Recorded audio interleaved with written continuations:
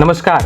देसी खबर वाला झारखंड की रोजाना की खास कार्यक्रम खबर दिन भर में आपका बहुत स्वागत है। इस खास कार्यक्रम के जरिए हम रोजाना सुबह 6 बजे झारखंड के बीते 24 घंटे की तमाम बड़ी और महत्वपूर्ण खबरों से आपको रूबरू कराते हैं। तो चलिए बिना देरी किए जानते हैं झारखंड के बीते 24 घंटे की तमाम बड़ी और महत्वपूर्ण खबरें। रांची में हथियार तस्करी का भांडाफोड़, 5 अपराधी धराए। रांची पुलिस को रविवार को बड़ी कामयाबी मिली है जब हेहल अंचल क्षेत्र में अवैध हथियारों की खरीद बिक्री की गुप्त सूचना पर त्वरित कार्रवाई करते हुए पुलिस ने 5 अपराधियों को रंगे हाथ गिरफ्तार कर लिया। रांची के वरीय पुलिस अधीक्षक के निर्देश पर पुलिस अधीक्षक नगर के दिशा निर्देश में तथा कोतवाली डीएसपी के नेतृत्व में गठित विशेष टीम ने छापेमारी कर यह कार्रवाई की।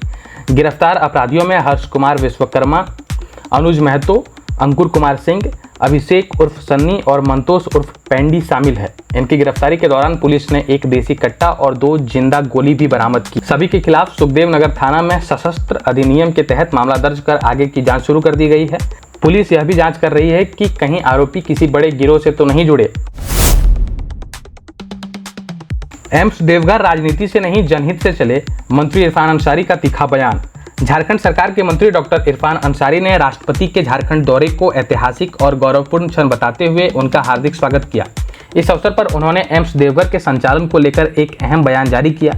डॉक्टर इरफान अंसारी ने एम्स निदेशक को जिम्मेदारी का एहसास दिलाते हुए कहा कि उन्हें राज्य सरकार और स्थानीय जनप्रतिनिधियों को विश्वास में लेकर कार्य करना चाहिए। उन्होंने यह भी आशंका जताई कि कहीं निदेशक भाजपा के इशारे पर तो काम नहीं कर रहे। यदि किसी निर्णय से पहले समन्वय होता तो स्थिति ज्यादा सकारात्मक होती। उन्होंने कहा, डॉक्टर इरफान अंसारी ने स्पष्ट किया कि एम्स जैसी संस्थाएं किसी दल विशेष की नहीं होती बल्कि संविधान और जनहित की भावना से संचालित होती है। उन्होंने पारदर्शिता, समन्वय और आपसी सम्मान के साथ आगे बढ़ने की उम्मीद भी जताई। मांडर की बेटी रेखा तिर्की बनी प्रेरणा, मंत्री शिल्पी नेहा तिर्की ने किया सम्मानित। जैक की 12वीं कॉमर्स परीक्षा में राज्य भर में 6वां स्थान पाने वाली रेखा तिर्की को कृषि, पशुपालन एवं सहकारिता मंत्री शिल्पी नेहा तिर्की ने सम्मानित किया। मंत्री मांडर स्थित महादेव उरांव के आवास पहुंची और रेखा की उपलब्धि पर परिवार को बधाई दी। मंत्री शिल्पी नेहा तिर्की ने रेखा की मां सीता उरांव को 1 लाख रुपए का चेक सौंपा, जो रेखा की उच्च शिक्षा में आर्थिक सहयोग के रूप में दिया गया। मंत्री शिल्पी नेहा तिर्की ने कहा, रेखा ने संघर्ष और सीमित संसाधनों के बावजूद अपनी लगन और मेहनत से आदिवासी समाज को गौरवान्वित किया है। यह साबित करता है कि पढ़ाई ही आदिवासी समाज को आगे ले जाएगी। रेखा ने बताया कि वह भविष्य में अकाउंट्स ऑनर्स की पढ़ाई करना चाहती है। उन्होंने मंत्री के सहयोग के लिए आभार जताया और कहा कि यह मदद उनके सपनों को साकार करने में अहम भूमिका निभाएगी। मंत्री ने रेखा को करियर काउंसलिंग और हर संभव सहयोग का भरोसा दिलाया। कोविड-19 के मामले फिर से बढ़े, 2 नए सब वेरिएंट्स ने बढ़ाई चिंता। देश में एक बार फिर कोविड-19 के मामले बढ़ने लगे हैं। स्वास्थ्य मंत्रालय के ताजा आंकड़े के अनुसार 31 मई तक सक्रिय मामले की संख्या 3,395 हो गई है। बीते 24 घंटे में 685 नए मामले सामने आए हैं और 4 लोगों की मौत हुई है।